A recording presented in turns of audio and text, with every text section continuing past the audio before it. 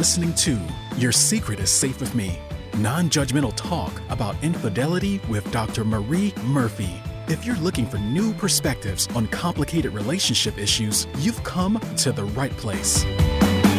Days go by, they're crawling by. Hi, everyone. I'm Dr. Marie Murphy. This podcast is all about expanding the conversation around infidelity.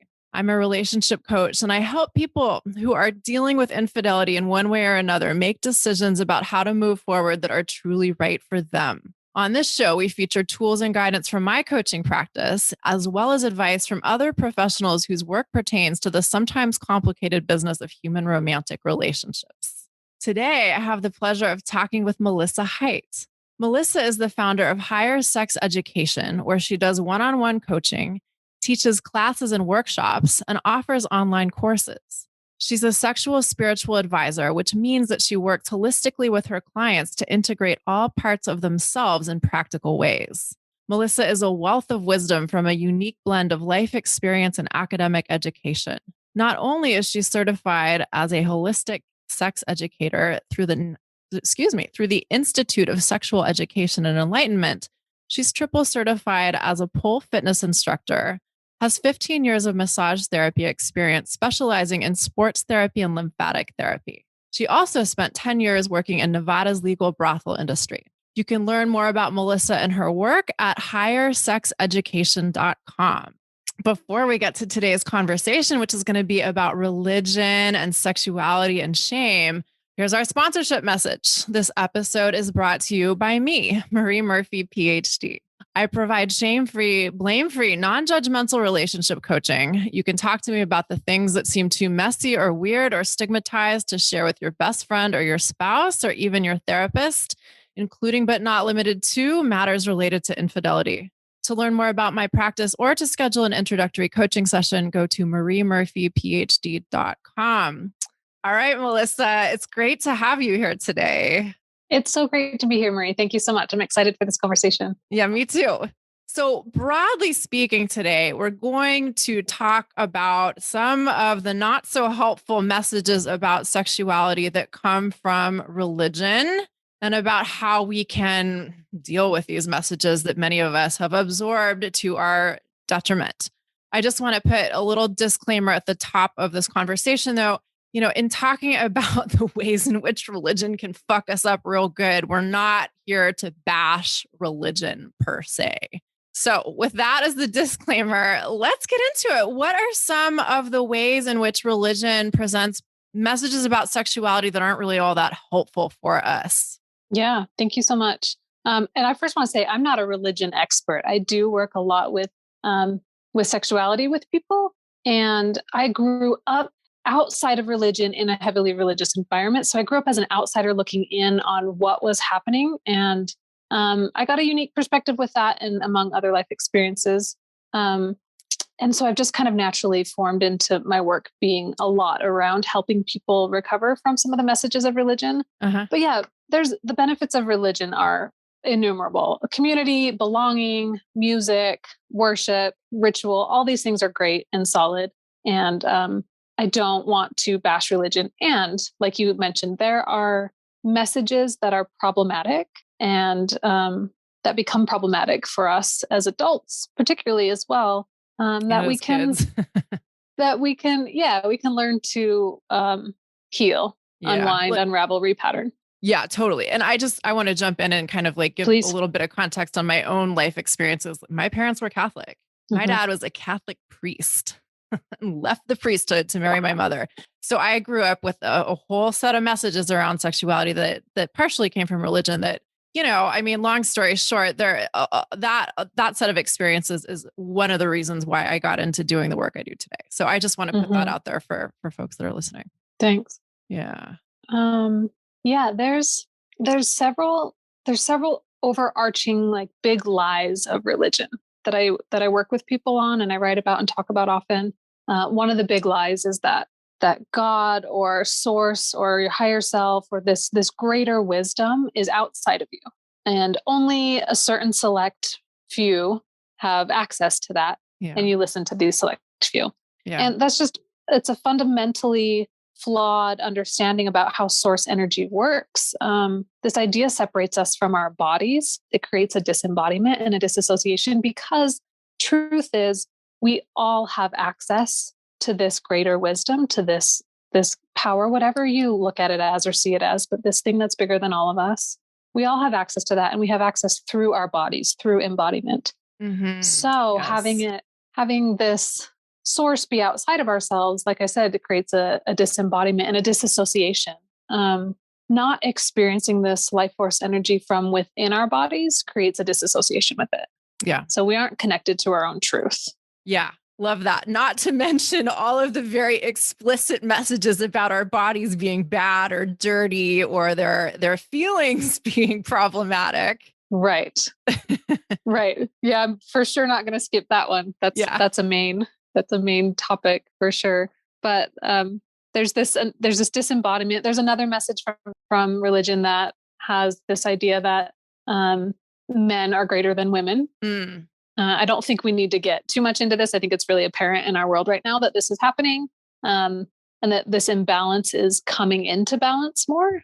I feel like the patriarchy is crumbling, and I don't feel like I need to put much energy into bringing it down. I think it's just crumbling down, and I'm focusing my energies on building a new world and the new structures, the new paradigms. So I think that's one that I don't feel really called to Hang on. get too much into. Yeah. Please. I want to point out something here. I love that attitude, not just towards this particular topic, but about like everything. Right. Instead of focusing our energy on what we think is wrong and bad and like trying to like decry it and rah, rah, rah, rah, rah, rah, rah, why not feed our energy into what we want to see flourish?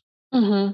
And I think that's important in terms of like how we navigate social inequities, such as gender inequities, et cetera. But it's also important in our personal lives and how we approach things that we want to shift. So I love that. Thanks for saying that. Well, yeah, I do that because it feels better. Because it feels better in my body. And that gets into another topic of pleasure, that pleasure is wrong or bad. And pleasure is important. Feeling good in our bodies, feeling good about our lives, having a positive outlook, that's important for our overall health, for our society's health, for our global health. Yes, ma'am. Pleasure is healing. Pleasure is not wrong or bad or dirty or juvenile or any of the sort. Pleasure is healing and necessary and important. So I have that attitude because it feels better than getting really upset about things. Right. Which of course has its time and place. Yep. Of course. And yeah, let's focus on what we want the world to be like. Yeah. And I think it's so important to point out that when we feel good, we can be a greater force of the changes or of motivating the changes we wish to see in ourselves and in the world around us than when we feel really bad. Yes. Yeah. That power is greater. Exactly. Yeah. Wonderful. Cool. Keep going. Yeah. So the next big lie is that sex is bad or wrong or dirty or sinful. And it's this taboo subject and we can't really talk about it. And there's all these rules and regulations on how it's supposed to go and it's supposed to be, but ultimately it's a sin. And it's just, Let me interrupt again. Sorry. Yeah. So as a sociologist of sexuality, a lot of these messages from religion were formed when societies were under duress. And if you're worried about the survival of your species, it may make sense to have some rules and regulations around sex that help everybody stay alive and continue to reproduce. The problem is that many of these ideas have continued in one form or another into a time and place in which that's no longer our top priority or concern. I think that's very generous viewpoint. Exactly. That's what I'm trying to be. I appreciate it. I see that it's also a way to control people, to disconnect them from their power. Sure. Totally. So I appreciate the generous view you have there. Both things can be true. I mean, it's not either or. I mean, I think that religion has definitely done some intentionally repressive things for sure. Mm-hmm. And some of these older, way far back historical reasons for things have been how are we going to survive? Yeah. So the idea that sex is sinful and wrong fundamentally, it's just utter bullshit. It really is. I'm not going to try to find a fancy way to say it. It's just ludicrous. It's absolutely ridiculous. we all come from sexuality. Sexual energy births everything in the world. It's creative energy. It's life force energy. It's the energy of creation. It's what moves the trees. It's what moves the rivers. It's what all creative ideas, where all music comes from, where all movement comes from. All of this is sexual energy. I see everything as sexual energy, and I always have. And to say that force is wrong, it just doesn't, it makes zero sense. It makes no sense at all.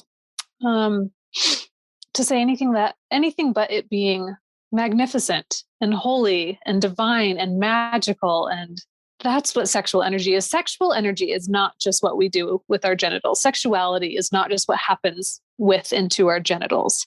And that's where we get this really myopic focus, and we get a little distorted on the idea. It's much bigger. It's much broader. And I see it as everything, as the totality of everything. I may have too big of a view of it, but I don't think so. Say more about that, especially for folks who are used to thinking of sexual energy as a very circumscribed kind of thing. Say more about sexual energy being more than just the sensations we have in our genitals and what we do with our body parts when we're quote unquote having sex. Yeah, well, it's a force. It's an energy that moves us, that inspires us. Like I said, it's the energy that grows all of life, all the plants, all the trees, all the flowers. It's that force that is of creation. It's creative life force energy. And we have that flowing through our bodies. And that's sexual energy. And what we do with that is separate. Not separate. It's not separate. What we do with that is different. And we can choose to utilize our genitals with that energy, or we can choose to paint a portrait, or we can choose to dance, or we can choose to write a book, right? There's all the things we can do with our sexual energy. What we can't do successfully is stifle it, is block it, is suppress it. What happens there is a distortion and a wonkiness. Yeah. There's a wonkiness that happens. And the only way to fully suppress sexual energy is death. Is for the entity to die. Think of a tree. Yeah. You can keep cutting it and chopping it, and it has that force. It still has that hunger almost to grow, Yeah. And we have that in us, and that is what drives us in many ways in our life. And messages that is wrong and bad and shameful and dirty distort who we are as beings and those beliefs create different behaviors that we may or may not actually want, that may or may not be beneficial in our lives. Yeah. So let's talk about some of the specific messages that religion has around sex, or that specific religions have around sex, or ways that your clients have brought these concerns to you. Yeah. Well, I grew up in Utah, non-Mormon. So I've had a lot of clients. One of the things that the Mormon religion practices currently still is to bring children at age 6 now into the bishop's office to have a conversation about not touching their bodies. Oh, wow. I didn't know that. Yes, wow. It was 8. Now it's 6. And when I found that out, I kind of had a meltdown and an existential crisis. I'm about to have a meltdown too. That it's just so wrong. Your connection with your body is so vitally important for your entire health and vitality of the organism that you are. You need to be able to have a solid connection with your body. And your genitals are a part of your body. They are not a separate thing. It's skin and tissue and organs, and it's beautiful and it's sacred and it's dirty and it's ugly and it's all the things. The human experience is all the things. Yeah. Yeah. And we need to have a solid, beautiful connection with that. Yeah. And I get it. I get that it comes from this fear that masturbation is bad, and it's, it creates whatever. I don't know what they're scared of. Yeah. Maybe I don't get it. Yeah. But that's one thing that clients will come to, is a fear of touch, a fear of just touching their partner, a fear of touching their own bodies, and a fear of touching their partner. Logically in their head, they understand that this is okay and that's what they should do, and it feels good and it's healthy to be able to touch their partner. But there's something physically in them that is stopping them. There's a blockage to engaging in the behaviors that they desire. Yeah. Yeah. So there's a disconnect between okay, I'm an adult, maybe I'm married, it's supposedly it's okay for me to do this, like have sexual experiences and sensual experiences with my partner. But at the same time, I've been told for so fucking long that it's not okay to, have certain sensations or explore certain areas of the body. And it sounds like a real conflict to me. I bet that's a real conflict for your client. Yeah, there was this great this great spot on NPR. It was years ago. I don't know how many years ago, but it talked with a bunch of Mormon women about the fact that they were married Mormon women that could not have sex with their husbands without thinking about their bishop. And yeah, I see your cringe.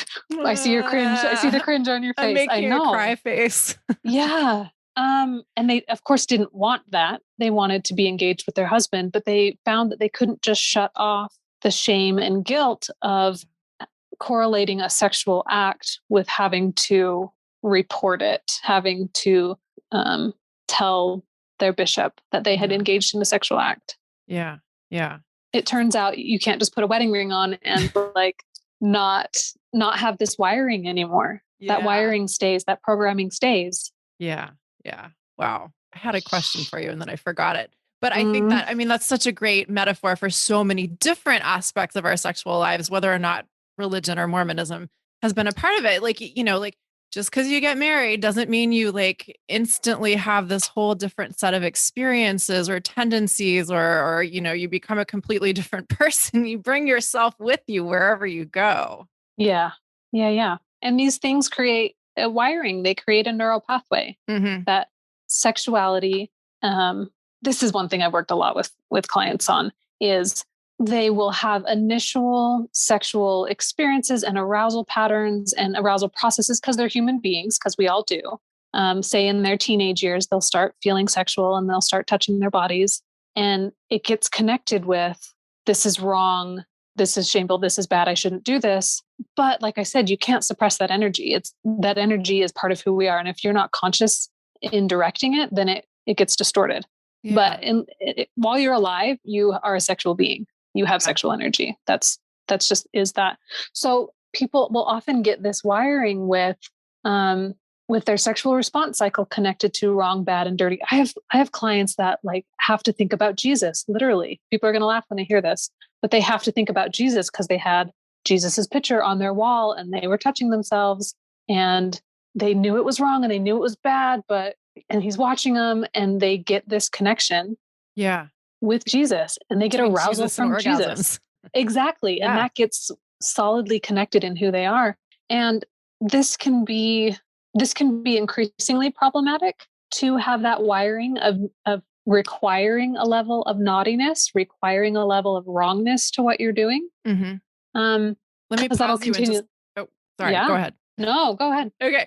I'm just going to like step back and set a little context. So the point I think that we're making here, and you tell me where I'm wrong, is, like if we are exposed to a consistent overarching set of messages that sexuality is bad, and that, like if you're having sexual experiences, if you're having sexual sensations in your body, if you're having sex with another person, you're doing something wrong.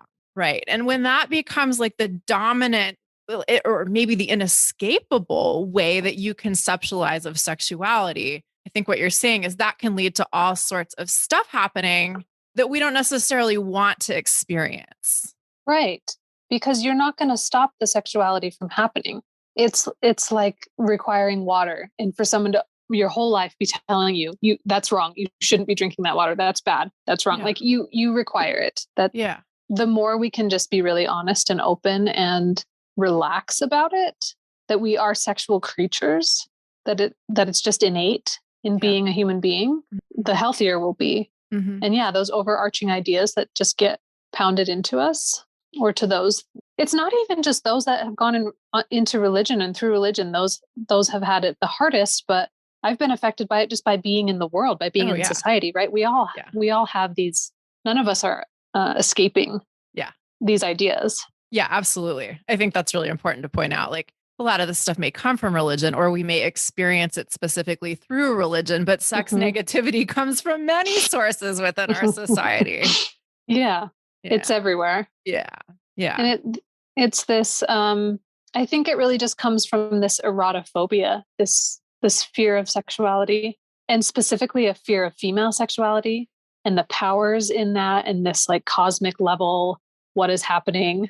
I had a conversation with a close friend recently, and he said, I'm not experiencing what I see other women experiencing. Like women's sexuality, I think, has been suppressed because it scares people because of the power and the vastness and this cosmic level. Yeah. Experiences that can be had in there. Yeah. Not that is only for women, of course, but I think that's innate in women as well. This is another tangent.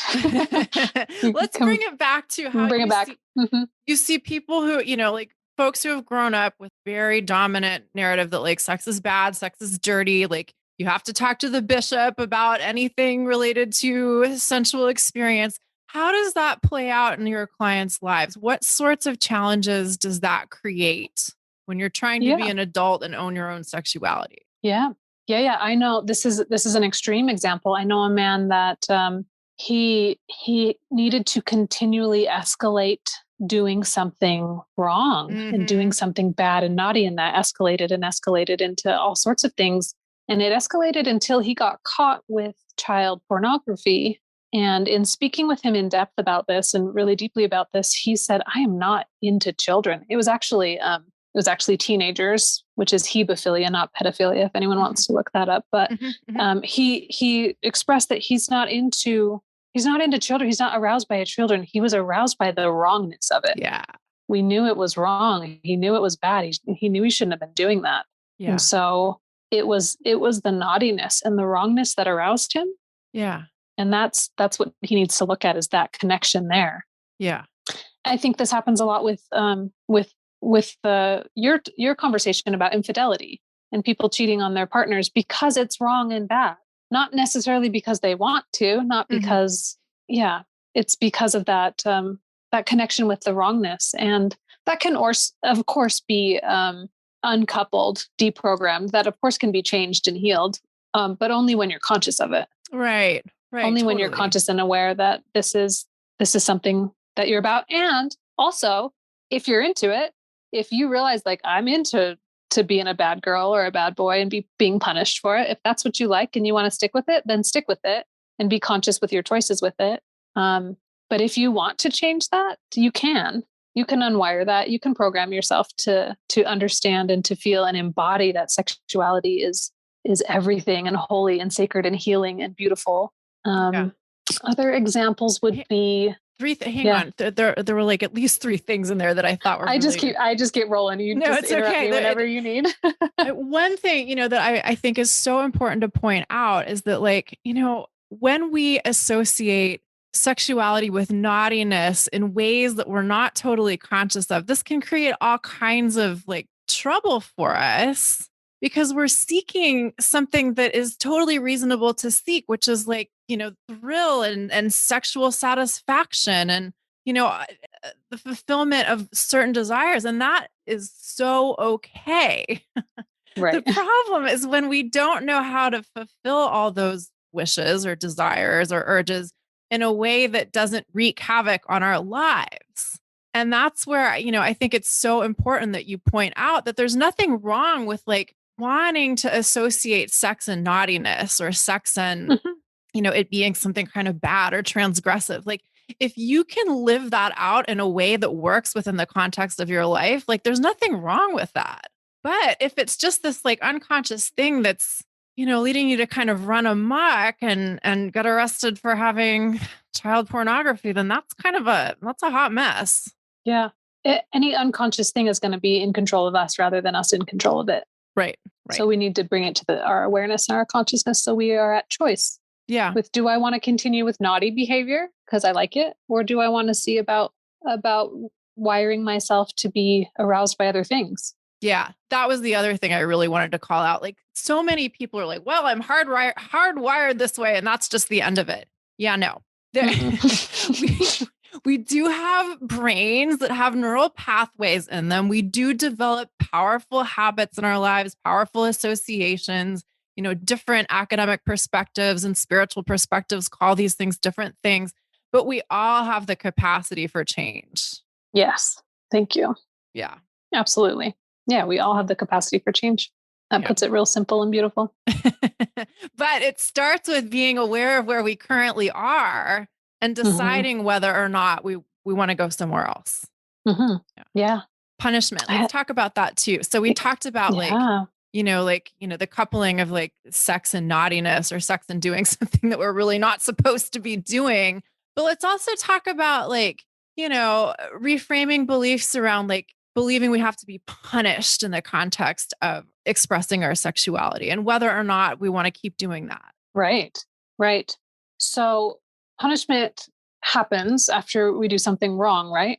And if you start to wake up to and realize that sexuality isn't wrong and you're not doing anything wrong, what is punishment then? And do you still want that? And do you still desire it? I find clients often realize that they want domination and that it's actually domination that they want. And they can be dominated and still be and not be punished for something. They haven't done anything wrong, but they can still be dominated. And so go ahead. That's one of the uncouplings. Yeah. Yeah. So when we talked about this before, we kind of, started with the context of a client who like can only get off when they think they're like doing something dirty and they need to be punished. And I think it's a subtle but significant difference between like recognizing like, okay, this is a scenario that's sexy to me, that is desirable to me, and believing like I'm really doing something bad. Right. And I'm a big believer. I believe that the kink play is adult play for us to work out things in our psyche. And so if you are called to being punished, then go with that. Of course, have the guidelines that the kink world has. But don't hear me shaming you for that. If the punishment is what you want to continue to do, then go with that. Yeah. And play with it and explore it and see what's there for you. Yeah. But if you find that it doesn't feel good to be punished, but it does feel good to be dominated, that you can have the feelings and the experiences that you want to have without any degradation. Totally. I think a good rule of thumb for this and lots of things is, how do you feel afterwards? Like, does this experience lead you to feeling, fulfilled and complete, or does it lead you to feeling kind of like shitty and like you need to do something about that? Yeah. And these sexual experiences can get you high either way. Right. So true. And when the high wears off, what's left? Yeah. Is it like a like calm satisfaction, or is it like yuck? Like now I feel more confused and tormented and bad about myself, or whatever the flavor of yuck happens to be. Right. Good point. I knew a woman who could not orgasm unless she thought of being at a truck stop and being taken advantage of by someone who was very repulsive. And they literally couldn't orgasm unless they imagined that scenario. And they went many, many years without telling their partner. And did about she like this. that or not like that? Well, she liked it because it was attached to her arousal. That's what gets tricky here. We like it because it's attached to our arousal. Yeah. And arousal feels good. Yeah. So yes. And it was also the shameful thing that she's not telling everyone about. Right. There was also a level of shame of it only came out to me because of who I am and what I do and the space I hold. Sure. That's what we do, right? Yep. Yep, exactly. Isn't that the point? So that's hard to say, is if she liked it or not. I think no, overarching no, but I think, of course, yes, because it got her the feelings and sensations that were desirable. Yeah, totally. And I think that's true of so many things in our lives, like related to sexuality and not related to our sexuality. Like if we're doing something, like we're obviously getting something out of it. Like I often talk about this with like clients and they're just trying to change a habit in their lives. Maybe it's over drinking, or maybe it's overeating or overworking or something like that. It's solving something for you. You're getting something out of it. But if you also don't like it, then how to create the opportunity for change without making what you're currently doing bad? Yeah. So what happened with her? Did she ultimately find other ways of, mentally stimulating herself? Yes. It started with coming out to her partner that this is where her thought patterns were while they were engaging with each other. It started with admitting that. And then I think admitting that to the partner, there was a safe space for it to kind of unravel in a way. It wasn't so hidden and shameful and tight and close that it kind of got to have some breathing room. Yeah. The idea. And so I think that loosened its grip on her psyche, and she was able to be more present and have other thoughts and experiences and be more embodied. Mm-hmm. Like there's kind of, sometimes there can be a disassociation when we're fantasizing, that we're not embodied. We're not feeling what's happening within ourselves. Let's talk more about that. And I mean, I used to be a body worker, like I talk about embodiment, but I think a lot of people don't really know what that means. So what does it mean to be embodied? Okay. I'm going to start to answer this with a personal experience. So I have recently, being in the last 5 years, I have recently come to learn that most people fantasize, particularly with solo sex practices. That blew my mind. I've studied sexuality my whole life, and that blew my mind because I don't. I experience sensations within my body almost exclusively. I'm just following sensation in my body. Mm-hmm. I'm not thinking about a person or a place or a body part or a sensation or something other than what's a scenario, something other than what's happening. Yeah. I'm thinking about, how does this feel? And how does this feel? And how does this feel? And experiencing what it feels like to be in my body. Yeah. And that has blown my mind that most people don't do that. Yeah. I thought we were all doing that. No, we're not. And it's funny. I hear you. Thought we were all doing that. Got lots to say about that topic, but maybe that's another podcast episode. Anyway, keep going with your story. Yeah. So embodiment is being present and aware of the sensations happening within our body. In the present moment. In the present moment right now. You can't experience them in any other moment. Exactly. They're here and now. Yeah. Yeah. The body only exists in the present moment. Right. And when we tune into what's going on in our bodies, it's a great tool for staying connected to the present moment without wandering off mentally. Right. And this is great for many things, but it's certainly good for sex. If you want to experience sex in an embodied way. Right. I think it's ideal for sex. I think, what else are we doing if we're not experiencing sensation? Well, right? To be fair, people experience sex in all kinds of ways, and some people don't necessarily want to be present in their bodies. And that isn't necessarily my preference, but have at it. I would ask, what you're avoiding. If you're avoiding the present moment, if you're avoiding feeling what's happening right now, then what are you having a hard time looking at? Is what would bring, that's the question that I would wonder. Yeah, totally. If you have to fantasize about the truck stop, what are you ignoring? What's happening there that is uncomfortable or overwhelming or scary? Definitely. Yeah. And I think, first of all, I think this is such a good question for all aspects of life, not just our sexual experiences. If we can't handle the present moment, what's the discomfort in the present moment? Mm-hmm. The interesting thing is, when we avoid the present moment, we're not only avoiding the discomfort of the present moment, we're also avoiding the potential for pleasure in the present moment. Yes. But it doesn't seem like that when we're avoiding it. Embodiment is the key to so many things, like those who have never experienced an orgasm, or those who have wired themselves to only orgasm viewing pornography and then have a really hard time or aren't able to connect with a physical partner because they're wired for a screen. Embodiment practices are key to healing all of these kind of things. Yeah, I love that. I first of all, I agree, and I love that you're saying it like that. And I think this gets back to the potential that we all have for change.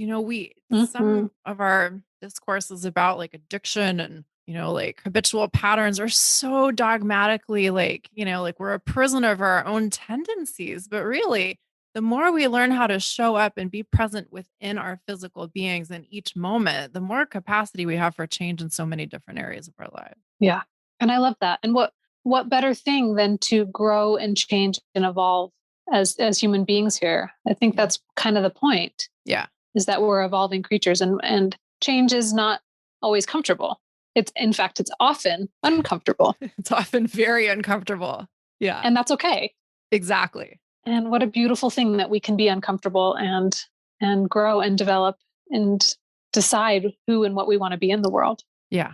Yeah, definitely. Definitely. I think, let's just talk for a minute about normalizing the discomfort that comes with human existence. And one Right. of the big things that I teach people is how to able to tolerate the discomfort that exists in our bodies when we're having a cognitive experience of this isn't right. I don't like this. Like Right. discomfort is a physical experience. And when we learn how to sit with it in that way, we can ride the waves a little bit. Yeah. And when we sit with it and ride the waves, it changes. Yeah. If we don't sit with it and don't ride the waves, it increases. Exactly. Emotion, once experienced, dissipates. Right. Yep. If it's not experienced, it compounds. Yep. And gets stuck in weird places and creates all sorts of things that seem mysterious and intractable and ugh. Mm-hmm. Yeah. Right. So we gotta just sit with the uncomfortable. It's a beautiful thing. Agree. Agree. And it's a practice. Learning how to do that is an ongoing practice. Yes. Mm-hmm. All right, Melissa, this has been amazing. I would love for you to tell us about a time, since the show is about expanding the conversation around infidelity, can you talk about a time when you have been unfaithful to someone or something, or perhaps yourself? Yeah. What comes up first is myself, because I've been on a path of authenticity for a long time now and really staying true to myself. You mentioned in the intro that I did sex work for 10 years in Nevada's legal brothel industry.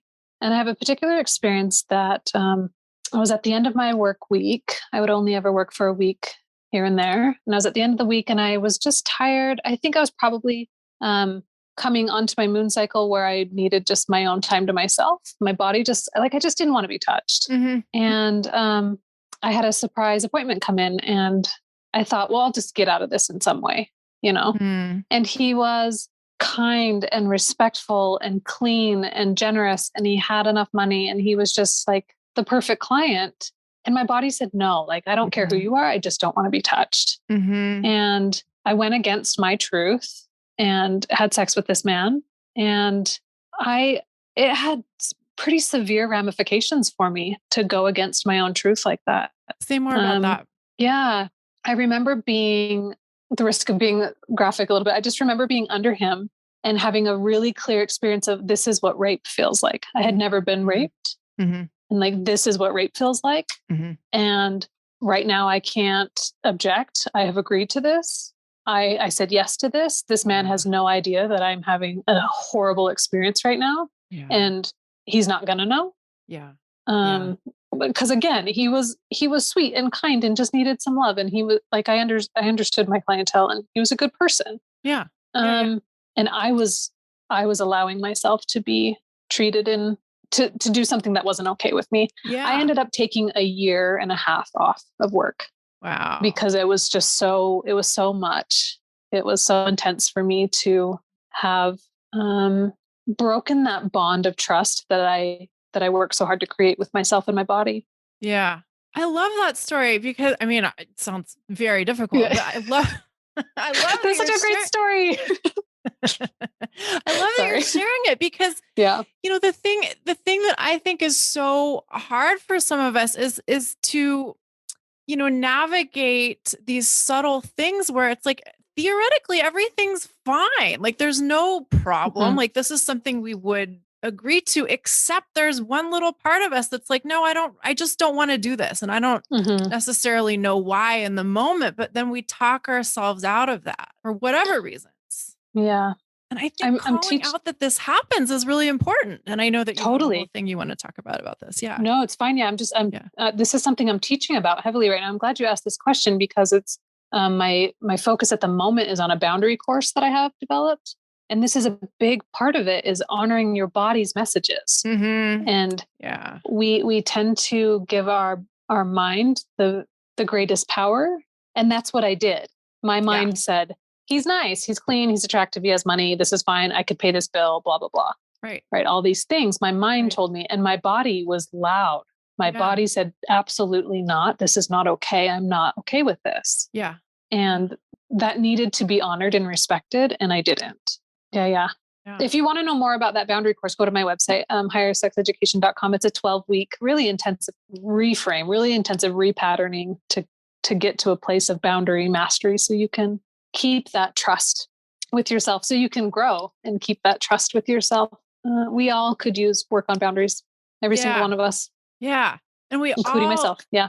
Right. Yeah. And we all could use more attunement to what our bodies want us to know in, in pivotal moments in life, but just on a daily basis too. Like, what's the quiet message here that I have the opportunity to listen to? Exactly. I love that word attunement. And I use that word in this course a lot. That's exactly what we're doing, is attuning to our physicality. There's a lot more information coming from our body than from our brain. There's more information and more memory cells in our physical being. Yeah. And we just we all have the opportunity to learn how to tune in and listen to it and make use of that information. And it's vital. It's important. It's a quiet voice, but it's the most important voice. Yeah. To be listened to. Yeah. Yeah. Yeah. Love it. Great. Well, tell everyone again where they can find you. Thank you. Everything can be found from my website. So I have different social media platforms, but you can find those via my website, which is Higher, Higher, sexeducation.com. That'll be in the show notes too, of course. Thank you. Yeah. There's some blog information on there, other podcasts that I've done on there, what I do with clients, the different courses I have. Right now is just the boundary course called Boundless Living. So check out that if that calls to your heart. Awesome. Melissa, thanks so much. It's been such a pleasure talking with you. This has been really great. Thank you so much. Appreciate it. Well, everyone, thanks for listening. If you enjoyed what you heard, we hope you'll head on over to iTunes to rate and review the show. Take good care of yourselves. Bye for now. Thanks for listening to Your Secret is Safe with Me with Dr. Marie Murphy. Make sure to click subscribe to get updates on our latest episodes.